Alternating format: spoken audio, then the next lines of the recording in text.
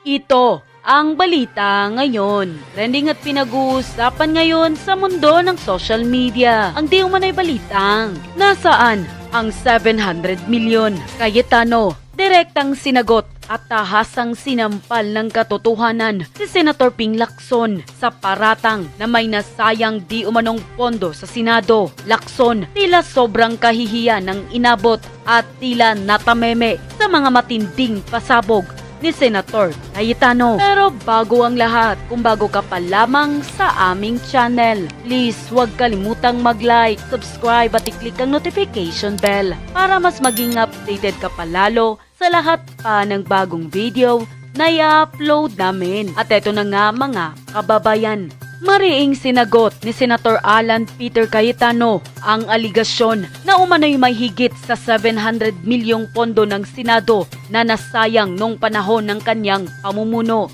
Matatandaan unang ibinunyag ni Pampilo Lacson na umabot di umano sa tinatayang 700 milyon ang pondong hindi nagamit o nasayang sa loob ng halos isang buwan na panunungkulan ni Cayetano bilang leader ng Senado. Ayon kay Cayetano, mahalagang mailahad ang buong konteksto at tamang detalye ng issue upang maiwasan ang pagkalito ng publiko. Habang iginiit niyang handa siyang sagutin ang anumang kaugnayan sa paggamit ng pondo sa panahong siya ang namumuno sa kapulungan ng Senado. At sa isang Facebook Live ni Cayetano, sinabi nito na divisive at misleading ang matematika ni Lacson dahil ang paghahati sa kabuang annual budget ng Senado para magamit ang 25 milyon kada araw ay katumbas ng pantay sa sinumang humahawak sa Senate presidency. Pinunari ni Cayetano ang salaysay na binanggit na ang mga istatistika ay ginagamit upang pukawin ang kontrobersiya sa halip na ipakita ang mga katotohanan. Dahil ayon kay Cayetano, ang 700 milyon ay ang bilang na hinango lamang sa pamamagitan ng pag-multiply ng tinatayang 25 milyon na daily operating cost ng Senado sa bilang ng mga araw na siya ay nasa kapangyarihan, at ito ay nanindigan na ang karaniwang gastos na ito ay nananatiling pareho sa kahit sino pa ang uupo bilang Senate President. Hanggat wala tayong 13, yung ayaw sa kasalukuyang mayorya ng Senado dahil nga ang perception at impression, weaponized Senate, compromise Senate, rubber stamp ng Malacanang, hanggat wala tayong 13, wala tayong magagawa. Kanya sino ang unang nagtagumpay dito? Hindi si Senator Sherwin Gatchalian, hindi. Actor lang ito, tagaganap lang ito kung ano man ang inatas na tungkulin sa kanya. The biggest beneficiary, the biggest winner in the change of leadership, so, ang biggest winner, going back, yung pagpalit ng liderato ng Senado, ang biggest winner ho dyan ay ang kasalukuyang administrasyon ni Bongbong Marcos Jr., ang Malacanang. Sapagkat nakita natin, ano ang unang-unang nangyari nung nagkaroon ng pagpalit ng liderato sa Senado? Napigil, nahinto. At I think ito'y maibabaon na sa limot yung inaantabayanan ng lahat na pagbabalik o resumption at muling pagpapatuloy ng pagdinig diyan sa flood control corruption issue ng Blue Ribbon hearing. Blue Ribbon Committee chaired then by Senator Pia Cayetano at yung subcommittee chairman na pinamumunuan ni Senador Rodante Dante Marcoleta. Yan ang unang casualty. If the biggest winner, the biggest gainer, the one who benefited the most in the change of leadership in the Senate is the present administration, the Marcos Jr. administration, Malacanang.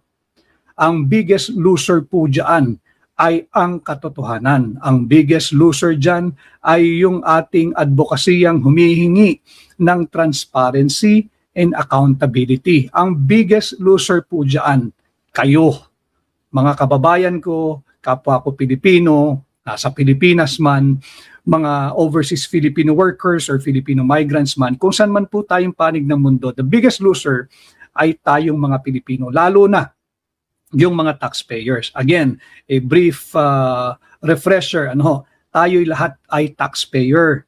Yung iba lang, formal taxpayers, yung mga merong tax identification number, yung nagfa-file ng kanilang income tax return, yan yung mga formal taxpayers. Pero yung hindi nagfa-file, yung walang tax identification number, wag ho ninyong mamaliitin ang sarili ninyo. Kasali kayo sa usaping ito. Because the moment you start buying any goods that carries with it tax, kung ano man pong tax ang nakalagay dyan, IBAT, VAT, kayo po ay taxpayer. Bakit? Incorporated na po dyan sa inyong binibili, kung ano man yan, papakarga kayo ng gasolina o crudo o diesel, kayo po ay may tuturing na taxpayer. Marami pong salamat sa mahigit 1,000 na kahit po tayo ay nag-frozen kanina, ay nariyan pa rin at patuloy pang dumadami. Ang muli ho, sana ho'y pagbigyan ninyo ang aking munting hiling at lambing. Sana ho'y patuloy kayo mag-share yung nasa Facebook, mag-share at mag-follow po kayo, mag-react, mag-comment, mag-engage, ganun din ho. Yung nasa YouTube, kung maaari, ay patuloy ho kayo na mag-share, mag-subscribe, mag-engage, mag-react, mag-comment, at mag-like. Maraming salamat. Sabi ni at Galaxy, kitang-kita naman ang nangyayari sa bayan, iilan lang ang may malasakit sa bayan. Ang kawawa ang mga ordinaryong mamamayan. Tama yun at Galaxy.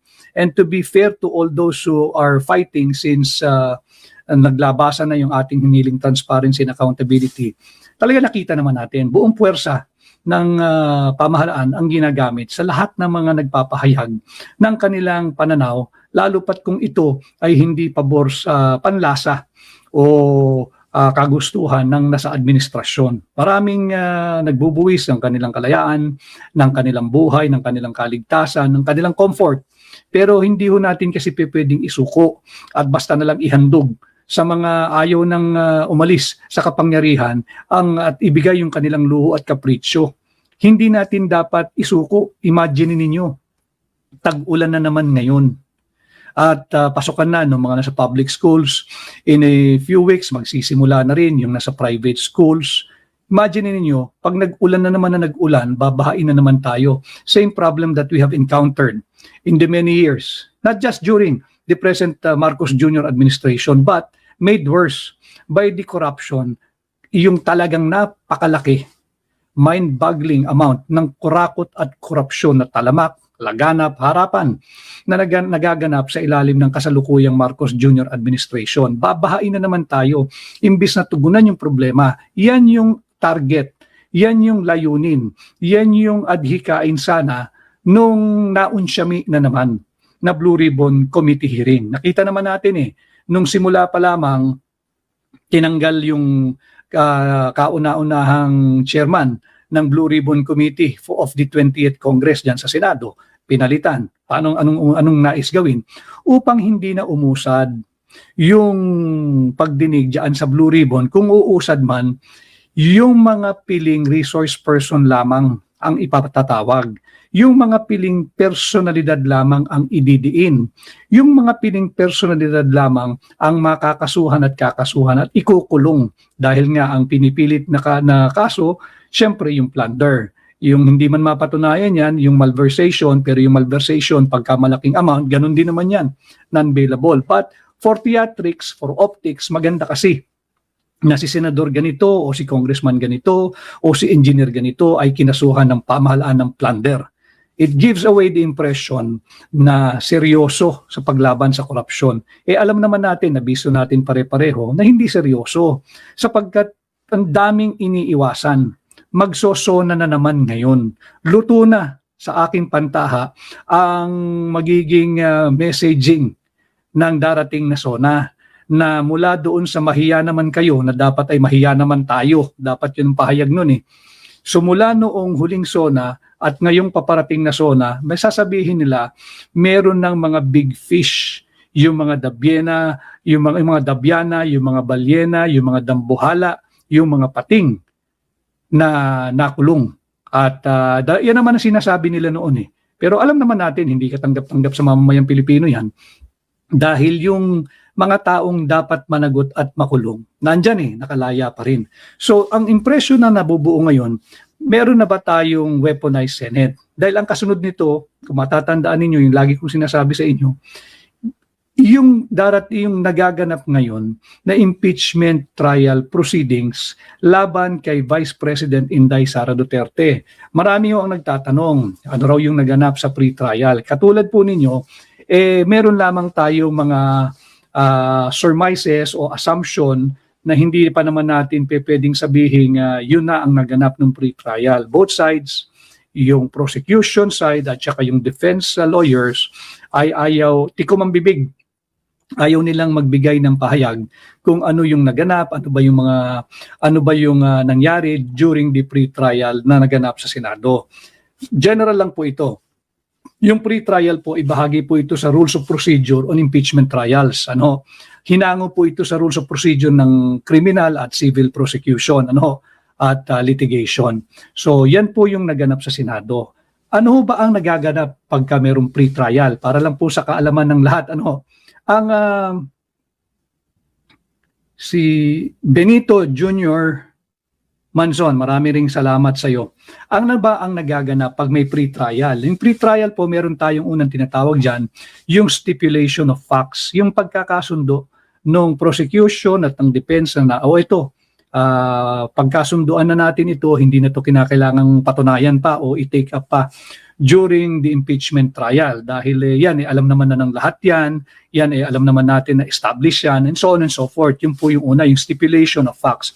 Kung magkakasundo, para hindi na ang purpose po ng pre-trial ay makatipid sa oras at panahon na gugugulin yung impeachment court sa pagdinig nitong lagi kong sinasabing huwad na impeachment case laban kay Vice President Inday Sara Duterte. Bakit kinakailangan, bakit layunin ng impeachment court na makatipid ng oras at panahon? Kasi nga ho, nasa balikat ho ng mga taxpayers yan nasa atin po yan Tayo ang nagme-maintain ng impeachment court. Para lang po alam ninyo, kaya dapat kayo lahat kasali rito. Whether you are for or against it, well, let's agree to disagree. Feel free to enter my page and there's pwede ipopost pa natin kung meron pong sense yung inyong sinasabi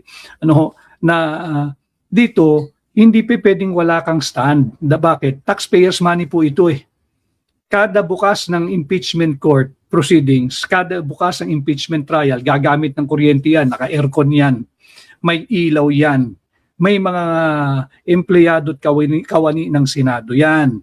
Ang dami niya, may pakain dyan. Saan galing yun? Hindi naman sa bulsa ng prosecution personal Hindi naman galing yan sa bulsa, personal fund or money ng prosecution, whether it be coming from the House panel or yung private prosecutors, lalo na yung private prosecutors.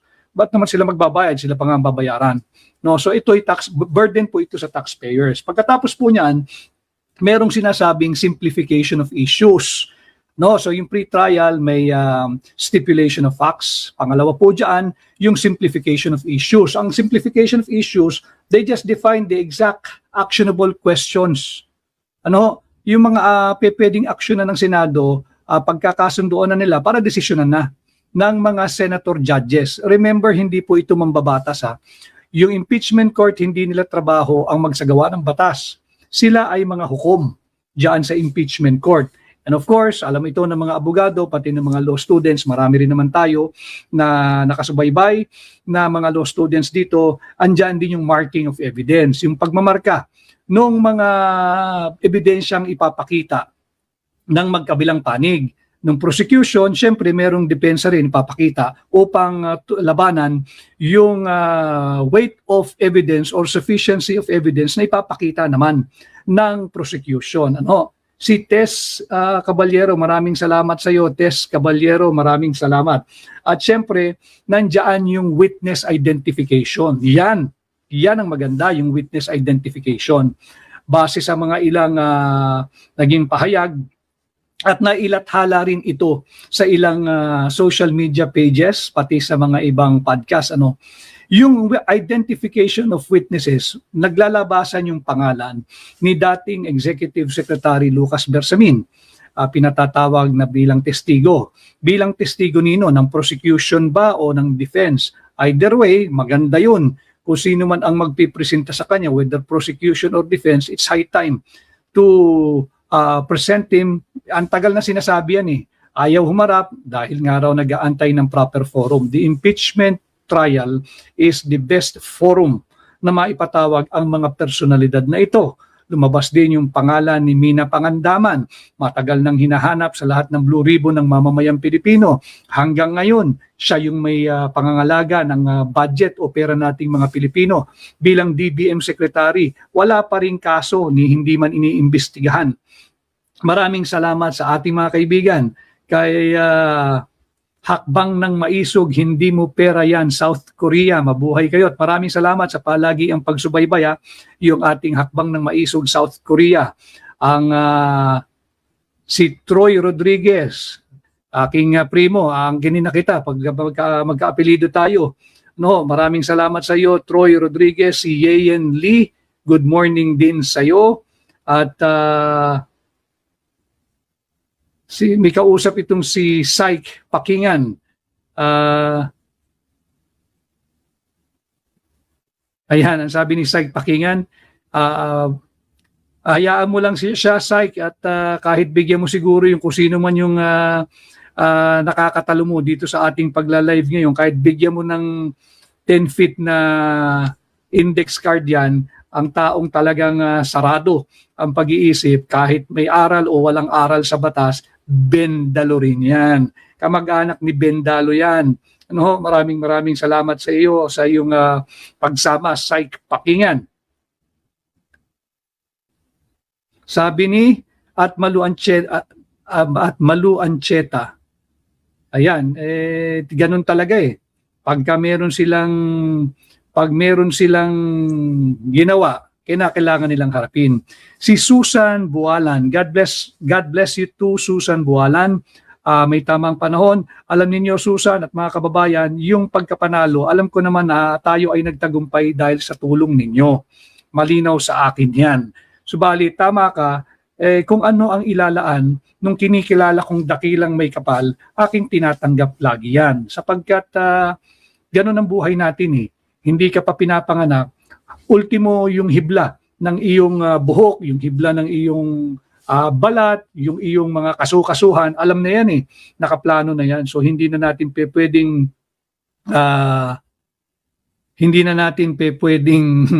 nabasa ko yung hindi na natin pwedeng baguhin yan. Maraming salamat sa iyo, si Alma Yulo Mamosto, always present. Sabi niya, inom ka raw ng maraming tubig. Ay, alam mo ninyo, ito yung maganda pagka unfiltered yung live podcast. Pati yung mga comments, whether good or bad, aking pinapakita ho dyan eh. Bakit? Di po tayo apektado doon sa mga trolls. Diba? Kaya nga tayo binigyan ng aral, kaya nga tayo binigyan ng talino, kaya tayo binigyan ng tamang pag-iisip para hindi patulan yung trolls, kundi lalo pang magpursigi at magpunyagi sa ating live podcast na ang layunin ay maiangat ang antas ng pampublikong diskurso. Kaya yung mga comment na negatibo, hayaan mo lang, Alma, ganyan talaga at loaded yung mga yan, paldo rin yan. Kagaya ng mga amo nila na paldong-paldo dahil sa mali-malitang pera.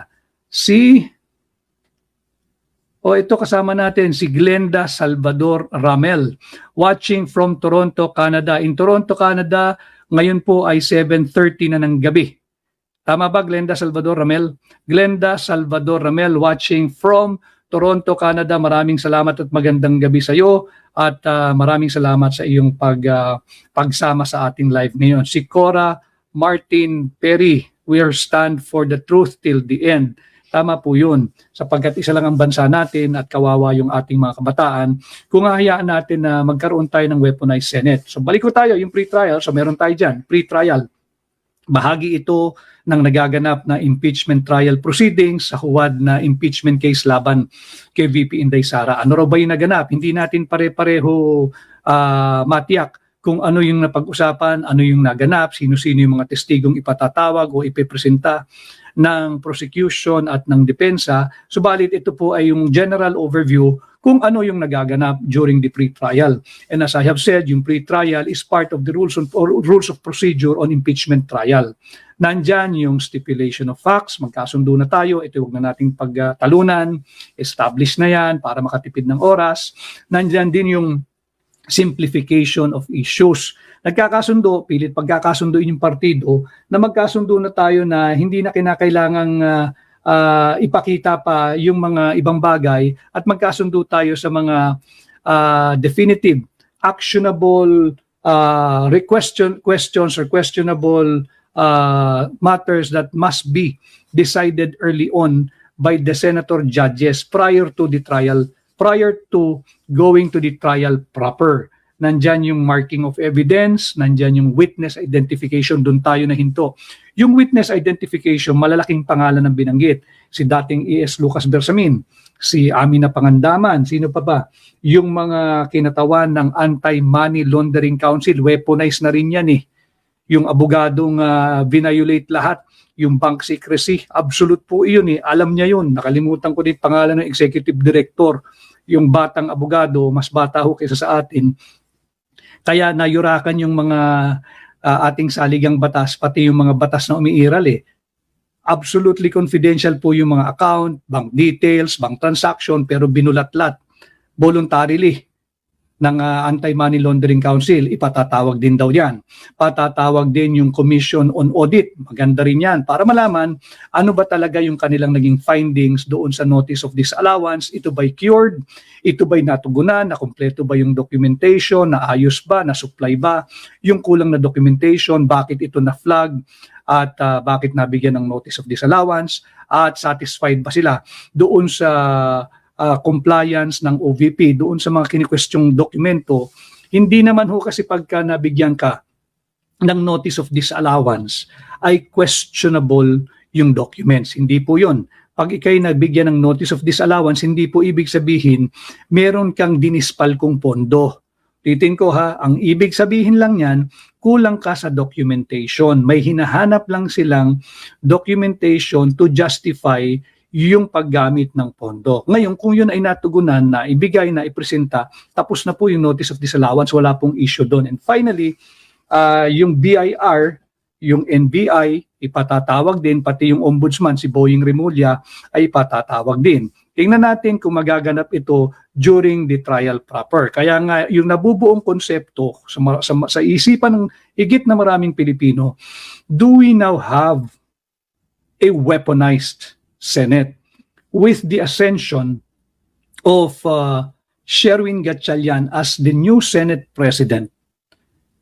Ibig bang sabihin, compromised na ang Senado?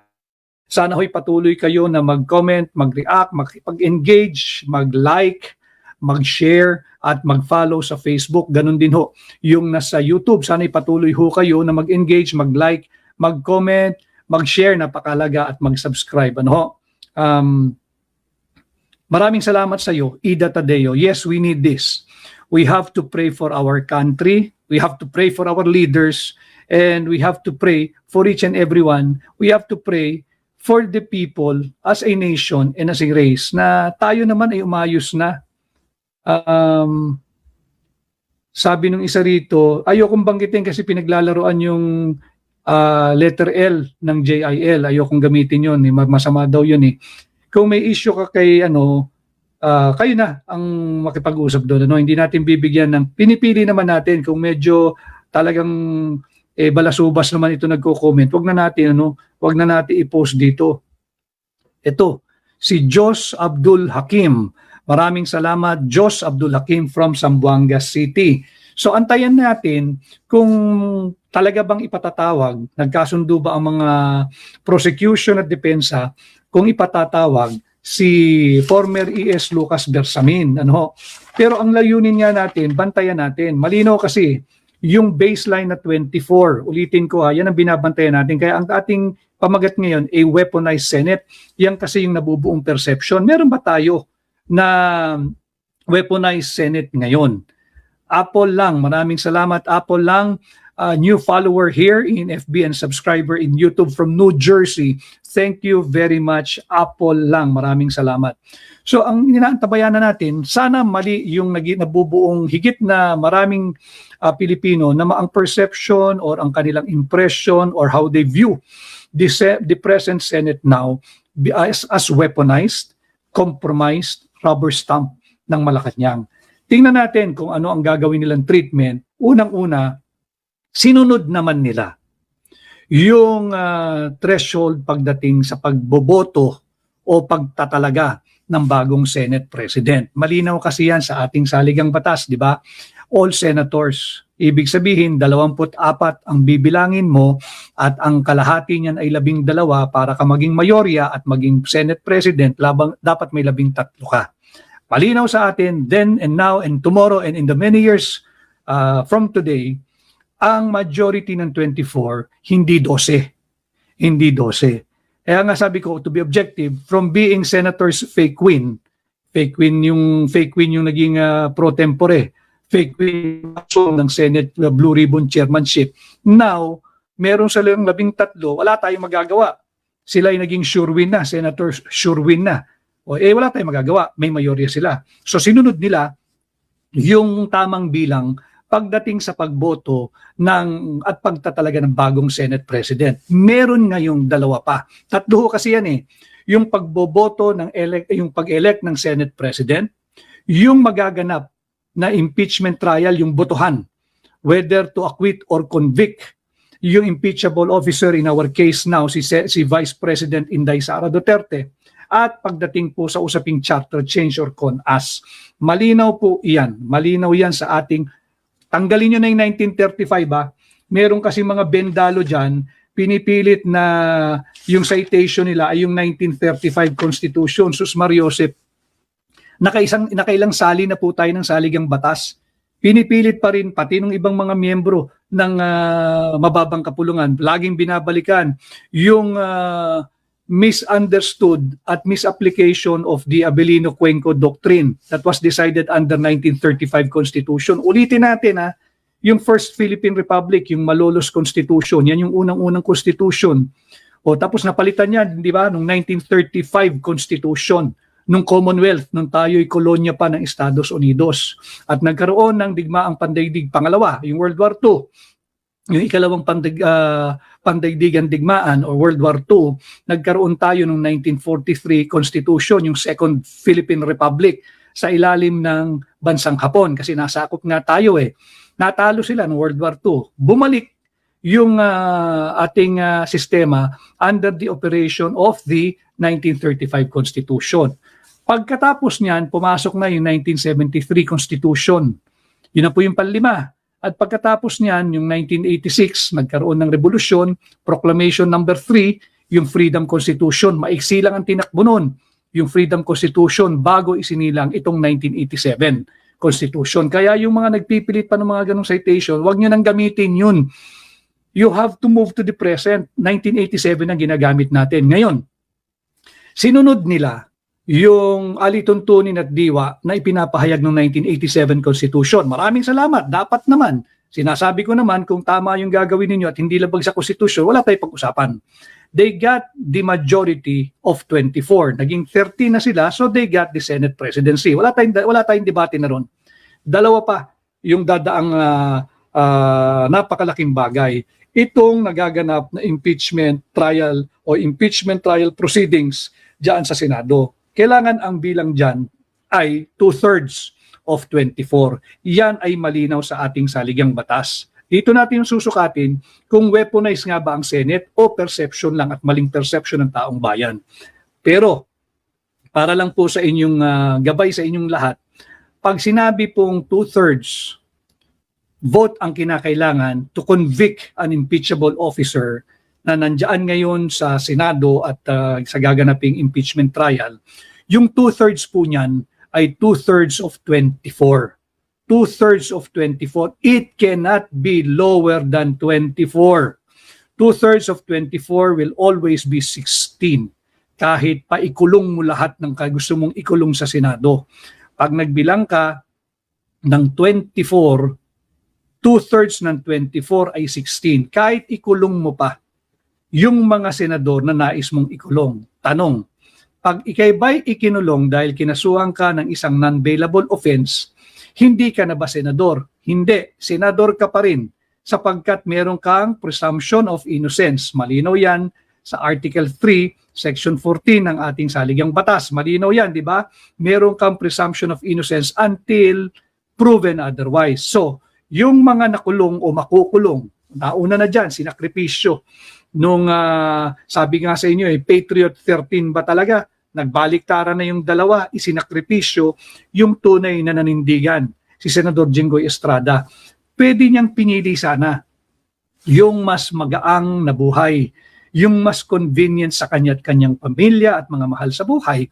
Babaliktad ka lang naman, sasama ka doon sa mayorya, hindi ka na makakasuhan. Hindi ginawa ni Senador Jinggoy Estrada yan.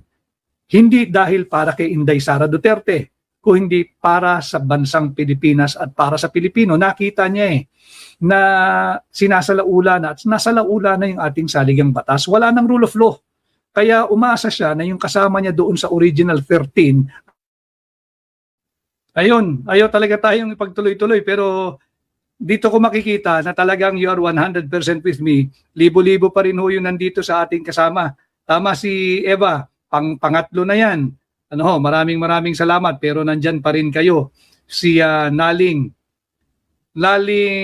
Lausib, in spite and despite of tatlong interruption na, nandyan pa rin kayo. Maraming salamat. So ulitin ko they have to abide by what the Constitution provides when it comes to counting properly. Pagdating sa pagtatalaga ng bagong Senate President, majority of 24. Majority of 24 is 12 plus 1, 13. Nakuha nila, wala tayong pagtatalunan dyan. Di sila ang mayorya. Meron pang dalawang susukatin. Yung pagbibilang ng tama, yung pagdating sa impeachment, 2/3 yan, yung impeachment ni VP. 2/3 of 24. 2/3 of 24. Immutable yung 24 pagdating sa pagbibilang sa impeachment. For them to get a conviction, kinakailangan 2/3 of 24. It cannot be 2/3 of 23, 2/3 of 22, 2/3 of 21, or 2/3 of 20. No, it is moving the goalposts. Bawal yan. 2/3 of 24, 16 ang kinakailangan. At dito sa mukhang luto na ang SONA, at baka dyan ipahayag na magkakaroon ng charter change gamit ang CONAS, yung Constituent Assembly. Pag tayo ay mauuwi sa CONAS, gabay ko lamang sa inyo para hindi kayo mabudol, hindi kayo mag-gaslight. Kinakailangan dyan 3/4 na boto ng Senado. Pag sinabi mong 3/4 ng 24 pa rin. Hindi mo pwedeng ibaba. Pagbibilang ng 3/4 ng 24. Hindi pwedeng 3/4 ng 22, 3/4 ng 20. Dapat yan ay 3/4 ng 24 o 18. Kinakailangan ang pagsang-ayon ng 18 senador para magkaroon ng CONAS. Pagka hindi nakuha yung 18 senador na pabor dyan sa CONAS na mainit na pinag-uusapan, hindi maaring matuloy yan. Tanong, paano ba ang botohan? Voting jointly, ang mababang kapulungan at ang Senado, o voting separately? Voting separately. Hiwalay ang botohan ng mababang kapulungan, hiwalay ang botohan ng Senado. At pagdating sa Senado, para mabigyan daan ang CONAS, tatandaan ninyo mga kababayan 3/4 ng 24, kinakailangan 18 senador. Kahit may makulong pa, hindi nangangahulugan na hindi nakasali yung nakulong o makukulong pang mga senador. Bakit? Sapagkat tatlong bagay lang ang kinikilala para magkaroon ng pagkakaroon ng vacancy or bakante sa Senado. Yan ay pagka mayroong namatay, wala namang namamatay. Pag mayroong nag-resign, wala namang magre-resign. At pagka mayroong na-expel. Ngayon, baka tatrabahuhin nilang magkaroon ng expulsion. Mahaba pa rin yun. 3/4 pa rin, I think, ang botong kinakailangan doon, 18. Hanggat walang namamatay sa mga kasalukuyang senador, hanggat walang nagre-resign, hanggat walang na-expel. Senado ito hindi mababang kapulungan. Ang bilang sa impeachment, tatandaan ninyo, 2/3 of 24, kinakailangan 16 votes to convict Vice President Inday Sara Duterte. Pag walang 16, acquitted siya. Yung hindi magpapakita sa araw ng botohan, bibilangin yun as a no vote. Yung mag-abstain, no vote. Kinakailangan positibong 16 yes para makonvict si Inday Sara Duterte. Kung pag-uusapan naman ang charter change through CONAS, gabay lamang sa inyong lahat para hindi kayo mabudol at hindi kayo malinlang. 3/4 na boto ang kinakailangan, 3/4 ng Senado. Ilan ba ang Senado? 24. 3/4 of 24 is 18. Gabay lamang ito sa inyong lahat para bago dumating yung mga araw na yan ay alam na ninyo, guided na kayo. Masusukat natin kung weaponize nga ba talaga ang Senado o ito lang yung perception na nabubuo dahil nga sa nangyaring pambabraso nitong mga nakaraang araw.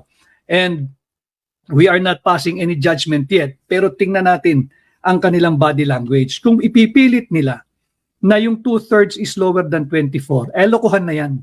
Lokohan na yan. Nasa sa inyo na kung papayag kayo. Nasa sa inyo na sambayan ng Pilipino, dito sa Pilipinas, Luzon, Visayas at Mindanao, Pilipino sa iba't ibang panig ng mundo, nasa kamay na ninyo. Yung mga kabataan, nasa kamay na ninyo. Anyway, kayo naman ang magmamana ng ating bansa, pati ang hindi lamang ang ganda nito, pati ang problema nito. Kung nasa sa inyo, kung pahihintulutan ninyo. Ulitin ko ha, sinunod nila. Yung tamang batayan, yung 1987 Constitution, malinaw yan. Pagka boboto ka ng bagong Senate President, kinakailangan mayorya ng 24. Sinunod nila. Nung una, alam nila bulilyaso eh. Bendalo sila eh. Bendalo sila. Kaya nga senators fake win eh.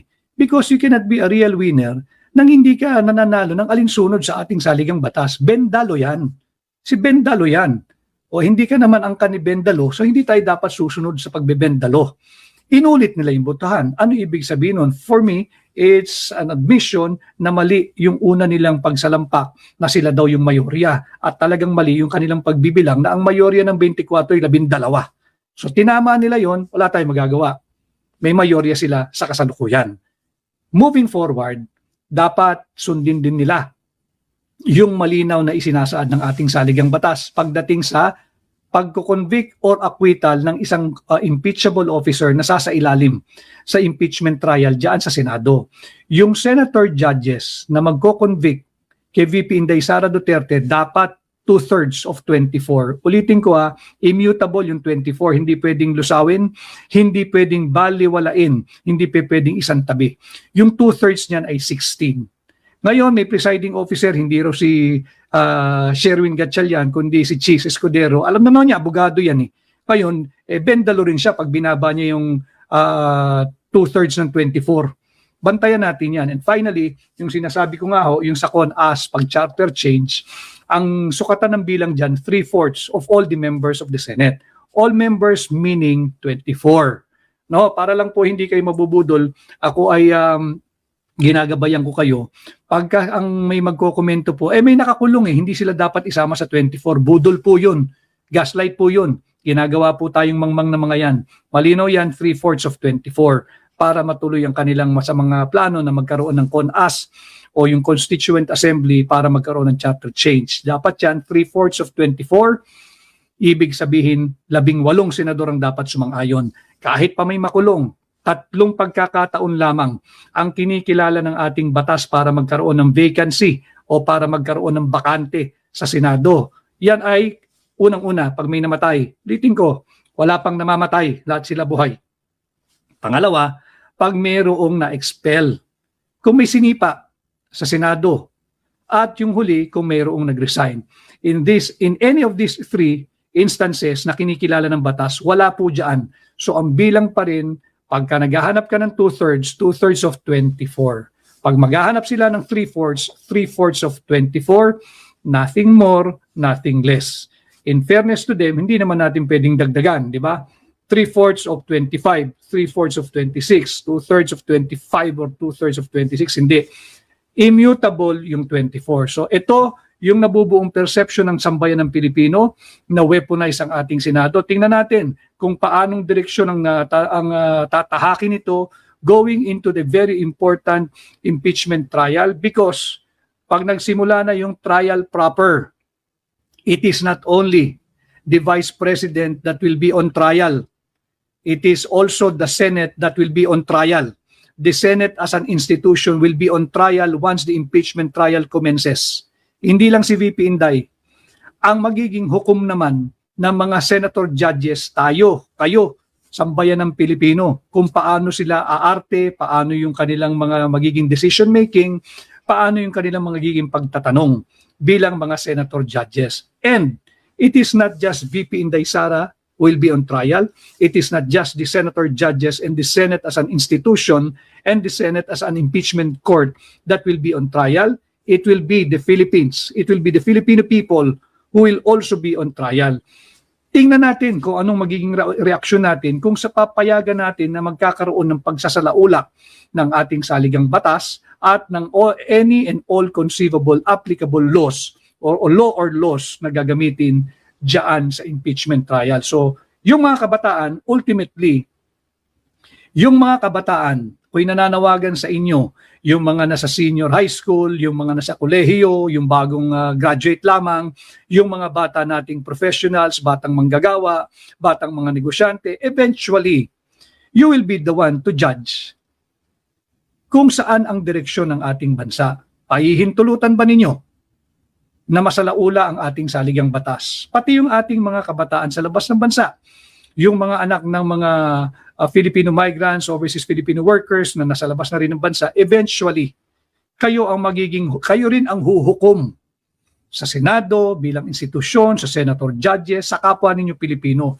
Kung tayo'y papayag na yurakan ang ating saligang batas, wala na siguro talaga tayong magagawa. Pero kung patuloy tayong lalaban upang itaguyod, ipagtanggol at respetuhin ang ating saligang batas, maganda at napakaganda ng Pilipinas. Napakaraming potensyal. Ang lagi lang may sala rito, ang lagi lang salarin ay ang mga nanunungkulan, lalo pa kung talamak, laganap, ang kurakot at korupsyon kagaya ng nangyayari sa kasalukuyang administrasyon. So ito po ang ating naging live podcast today. Maraming salamat sa mahigit 1,000, halos magdadalawang 1,000 kanina na higit pa. Kahit tayo ay na-interrupt ng 3 beses, hindi kayo bumitiw, nariyan pa rin kayo. Maraming salamat. Ang akin pong hiling, sana ay patuloy kayo sa pag-engage sa Facebook at sa YouTube, mag-like, mag-comment, mag-react, mag-share, napakahalaga, mag-follow at mag-subscribe. Sana ho itong napag-usapan natin, baonin ninyo over the weekend. Maraming mga pamilyang lalabas. Ulitin ko, let me be the first to extend my greetings sa lahat ng amang katulad ko. Happy Father's Day sa inyo. Maraming salamat. Alam kong maraming mga ina na rin ang nagtatrabaho. Maraming mga nanay na rin ang nagtatrabaho. Pero syempre, yung mga ama, araw ho namin sa linggo, pagbigyan nyo na ako, batiin yung kapwa ko mga ama, maraming salamat sa inyong pagpupunyagi upang maitaguyod ang inyong mga pamilya. Salamat sa inyong pagdidisiplina, paggabay at pangangaral sa inyong mga anak. At ito'y kinakailangan natin upang maiahon natin ang Pilipinas dito sa problemang kanyang ikinaharap sa ngayon. Problema ng Pilipinas, problema ng Pilipino, bawat Pilipino katulad ninyo, katulad ko. So happy Father's Day in advance sa lahat ng ama at patuloy po sana ninyong pag-usapan sa inyong mga hapagkainan, sa inyong mga umpukan, sa inyong mga trabaho, sa inyong barkadahan, sa inyong kapitbahay, sa anumang association ninyo o mga business partners ninyo, yung mga mahalagang usaping panlipunan. Para nang sa ganun, may angat po natin ang kaalaman at kamulatan ng higit na maraming Pilipino. At kung meron po kayong pagkakataon, patuloy po kayong tumutok dito sa ating pahina.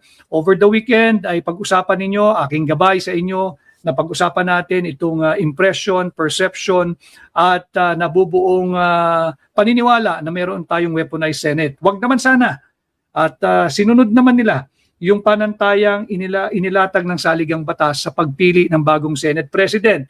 Binalik na nila yung tamang bilang in determining the majority of 24. It's 13, it's never 12. Ganon din sana ang gawin nilang panantayan pagdating sa pagboboto kung i-acquit o i-impeach ang impeachable officer sa darating na impeachment trial. 2/3 of 24. 2/3 of 24. Immutable yung 24 pagdating sa impeachment trial. Ganon din kung matutuloy yung napapag-usapang CONAS o yung charter change, para ay magpatuloy, para ay magtagumpay, kinakailangan ng concurrence o pagsang-ayon ng 3/4 of the Senate. Pag sinabing 3/4 of all the members of the Senate, 3/4 of 24, 18. 18. At yan po yung ating naging podcast ngayon. Huwag nating pahintulutan ang pagpapalaganap ng bendalo. Dito tayo sa respect for the rule of law. Let us uphold, defend, respect, and observe our Constitution. Muli ho, maraming salamat. Magandang araw ng Biyernes sa lahat. June 19 at ganap na pong 11:12 ng umaga. Maraming salamat po sa pagsama. Ako po muli ang inyong kaibigan, Attorney Vic Rodriguez, Pilipino, abogado, maisog. Happy weekend po sa lahat at Happy Father's Day sa lahat ng ama. At yun na nga mga kababayan, ano na ang masasabi mo?